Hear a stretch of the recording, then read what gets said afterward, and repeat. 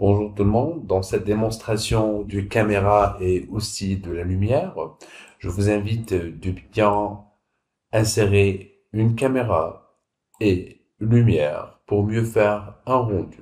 Certainement, on a appris comment ajouter de la texture dans notre scène. Donc aussi, j'aimerais bien vous montrer comment créer des panneaux décoratifs. Dans ce cas, on clique sur Create, Plan, OK, en mode autograde,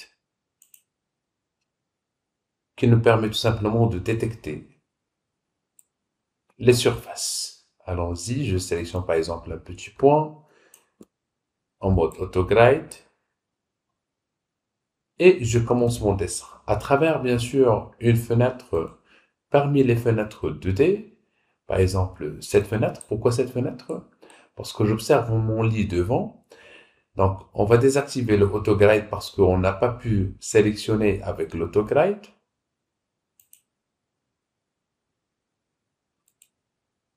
Plan. Dans cette fenêtre-là où j'observe mon lit, je crée un petit plan.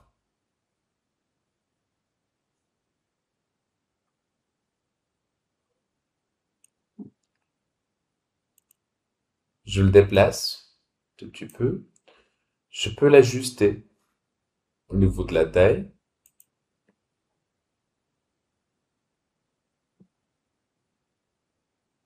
Ici, je vais insérer 300 comme la hauteur, 280 pardon, dans mon cas de figure. Et pour le lit, je pense que j'ai utilisé 200 centimètres. Bien.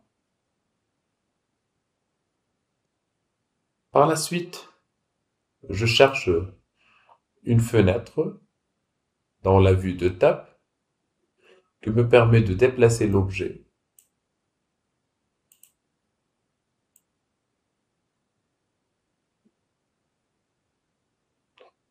tout doucement. Par la suite,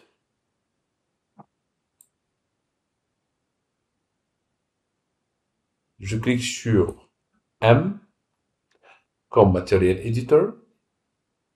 Je prends un nouveau matériel. Je clique sur Click to pick a map. Je cherche virer bitmap ou juste bitmap.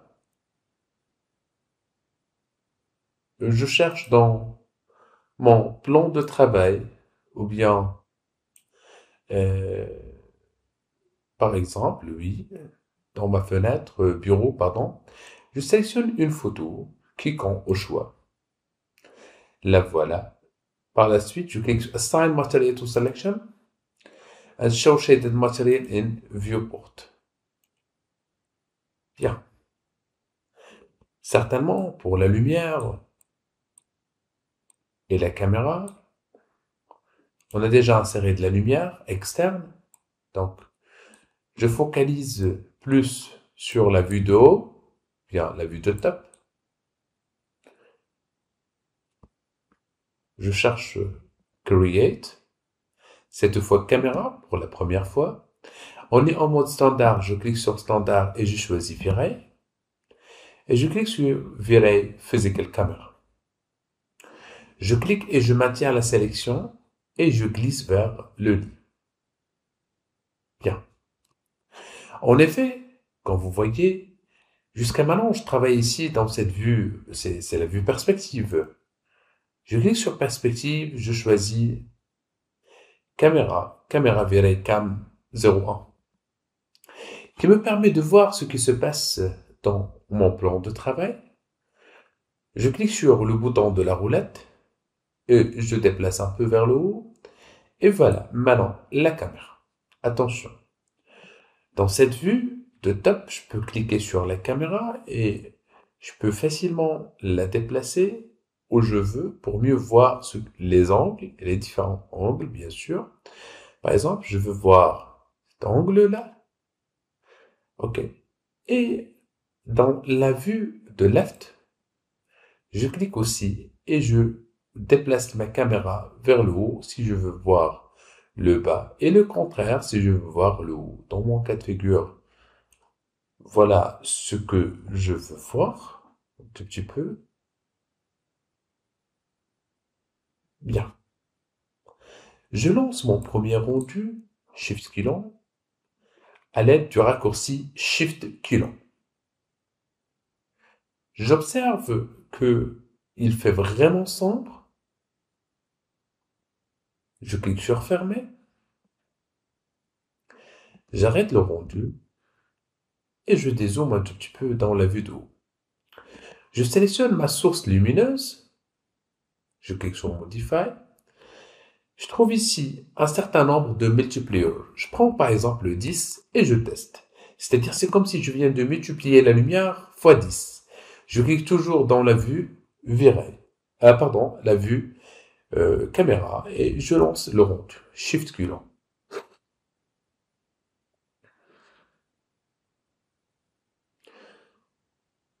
Ça paraît bien et le rendu a été commencé.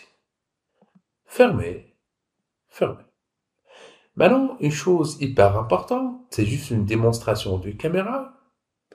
Je cherche dans cette fenêtre un menu qui s'appelle Render Setup, qui me permet de choisir un peu les différents paramètres et programmes. Je clique sur GI, c'est Global Illumination, ou bien la lumière indirecte.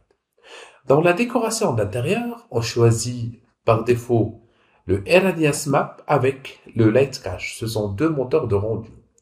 Au début, de préférence le fait d'utiliser le Very Low, c'est-à-dire une résolution minimale qui nous permet tout simplement de voir le rendu et de prendre la décision est-ce que c'est bien ou pas. Ok? Bien.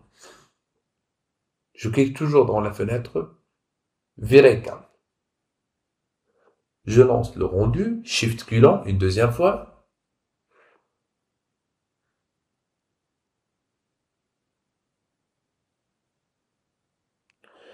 Et ben voilà.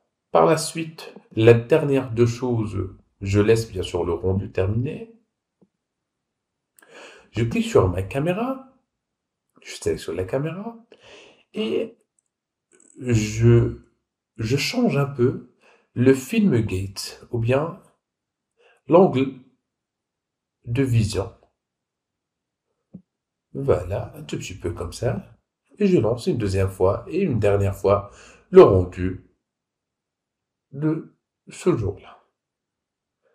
Comme vous voyez, il nous faut le plafond certainement et autres éléments.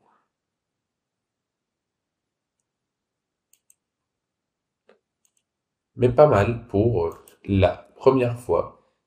Je clique sur H, Select from Scene, et j'active bien sûr le plafond. Je lui donne un matériel standard, comme le blanc. Je relance une dernière fois le rendu. Et maintenant, on a moins de lumière, comme vous voyez, parce qu'on vient de actualiser le plafond. Et je vais vous montrer qu'est-ce qu'il faut faire dans la séance prochaine. Donc, pour des raisons techniques, j'annule actuellement le plafond. OK? Juste pour mieux vous montrer le rendu. Et par la suite, dans les séances prochaines, je vais vous montrer comment activer le rendu, comment augmenter le F-number de la caméra. Bon courage!